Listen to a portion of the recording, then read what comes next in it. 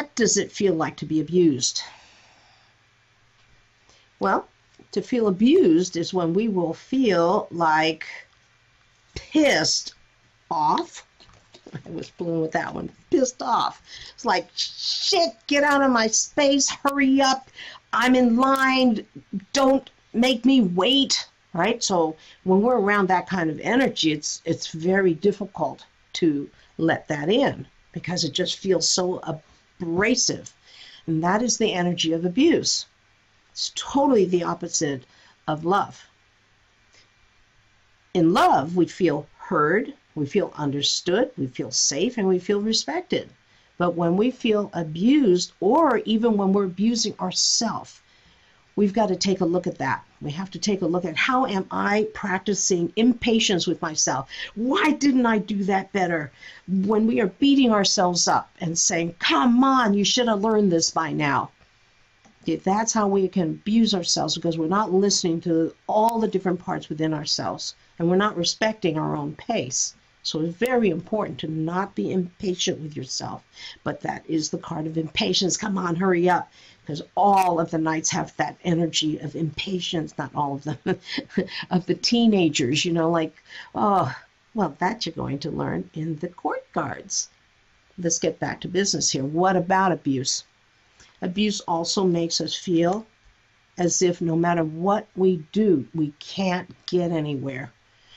We try to explain something and that person doesn't get it, and I keep trying to explain it, or they keep loading it on me, and it just makes me feel like, oh God, I can never do anything right. I can't do anything right. I don't feel respected. I don't feel safe. I don't feel heard or understood. Abuse causes us to mentally become very worried. Oh God, what is going to happen if this goes on? And oh, I'm just no good. And this is the dark night of the soul, the constant mental noise that can happen when we abuse ourselves, or when we do it to somebody else, or when it's being done to us. We got to pay attention to these things. We sometimes feel, like restricted, like I can't express myself because they'll get pissed, or I'll lose my job, or I'll lose this relationship, or I'll lose my security. So sometimes we lock ourselves up into something that is very self-limiting. We also come from fear. Like, what is my unconscious motive? The reason maybe I'm staying in this relationship or this job or whatever the situation is, because I'm afraid to move on. Where is that fear coming from?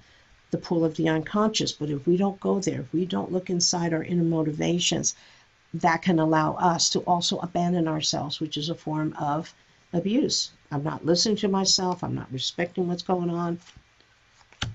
Abuse makes us feel very defeated. It's like as if we have no energy to be able to fight back and to say, hey, I have a right here. That is abuse. Can I stand up for myself? This card says, yes, you can, but you're letting yourself go down mentally by defeating yourself. When we are feeling abused, we feel like we're always having to walk on eggshells, always trying to not cause a problem because maybe I have to sneak around, or else something bad is going to happen. We don't feel like we belong. We feel like an outsider, like an outcast. I don't belong here. But you know what? Sometimes we don't belong there. And that's when you're listening to yourself. But this card represents doing it both ways. Are you going to listen to yourself? Maybe you don't belong to that tribe or that church or that family even. But then you're going to feel like an outsider. Abuse allows us to also feel disappointment. Oh, I had this hope that it was all going to be okay, and it didn't happen like that. And when we are in an abusive situation, there is a sense of a lack of hope. There's a lot of sorrow that comes in an abusive situation. I feel sad. I don't feel like, I'm accepted, or, when I want something, I can't have it because this person doesn't hear how important this is to me. So I might even do this to myself. Like, no, you don't have a right to have that, or to go to school, or what makes you think, all of these kinds of negative thoughts. Also, abuse is to shut down our feelings, to not allow ourselves to know what we're feeling inside. and to not even listen to somebody else's feelings, because those are all signs of abuse. Abuse can also come in the form of astrological signs that really are having a hard time trying to know each other. You know, how do you get along with people? So if we go and talk about it in terms of, well, here's a person who just loves to go on an adventure.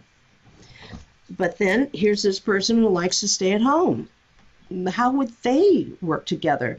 If the one that loves to be home wants to stay home and the adventurer wants to go out and do stuff, they are going to insist that, well, come on, if you want to be with me, come with my adventure. And the one that wants to stay at home is going to say, well, you know, don't you want to be at home with me?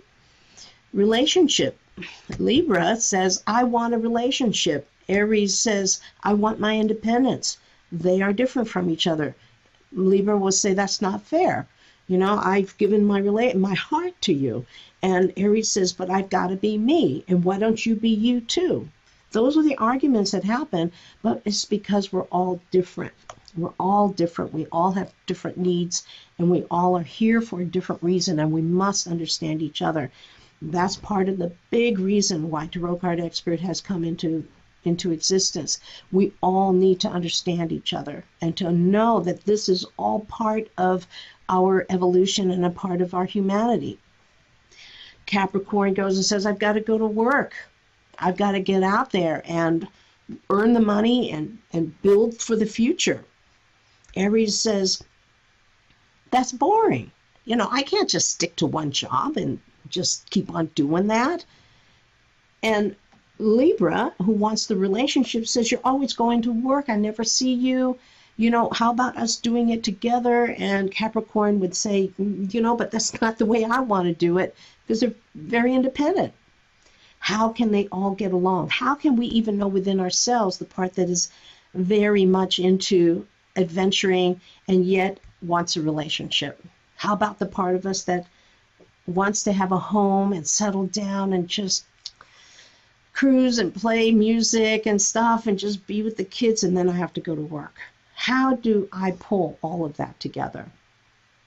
And those are all parts of ourselves that we need to work on to create a sense of harmony with differences, so that we don't end up emotionally shutting down, so that we don't feel like we don't belong. Let's find a way to belong. How can we make this thing work? That we don't drive ourselves crazy with our thoughts. How can I do that so that I don't do that to myself? How can I do it in such a way that if something is missing and I feel sad, how can I make sure that I do get that and still work in harmony with other people and still have my relationships? How do you pull all of that together? It's very, very difficult. That is what being in this world is about.